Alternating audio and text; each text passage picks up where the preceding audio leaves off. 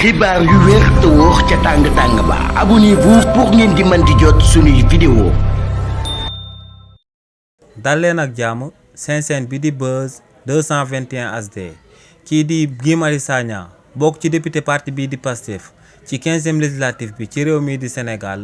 daal dinay bind akub question écrit en tant que député daal di koy jagleel waa gouvernement bu réewu Sénégal daal di koy jëmale ci scandale bi nga xam ne amoon na ci SCC caisse de sécurité sociale si li ni mel kii di Guy Marius Sagna ne ci biir caisse sécurité et sociale ginnaaw bu président Macky Sall di daan nekk ci bopp réew mi daa amoon akub ngandam scandale de détournement bu toll ci 1 milliard de francs CFA bi nga xam ne Sénégalais yëpp ñoom ñoo ko daal di bokk moom. nee nag lu ko jaaxal moom mooy que ne gouvernement bu bees bi ginnaaw bañ leen tabee ñu daal di nekk ci bopp réew mi ba tey daa mel ni que ne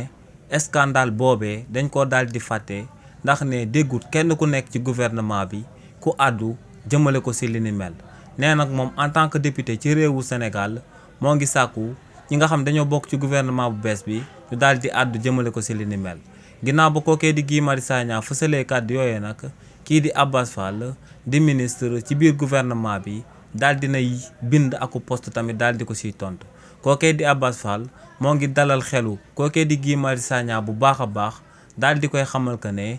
état bu réewu Sénégal tàmbale na di amal ay audit jëmale ko ci scandale de détournement d'argent bu toll ci 1 milliard de francs CFA bu amoon ci biir caisse de sécurité et sociale. ne lu leer ba am moom mooy que ne gouvernement bu bees bi moo ngi amal ay jéego jëmale ko si li ni mel te ne lépp lu fa daal di bàyyeekoo dinañ ko daal di fësal jëmale ko ci audit yooyee nga xam ne ñoo ngi koy amal ci biir caisse de sécurité sociale. xibaar yu wér te wóor ca tàng ba abonnez-vous pour ngeen di mën di jot suñuy vidéo.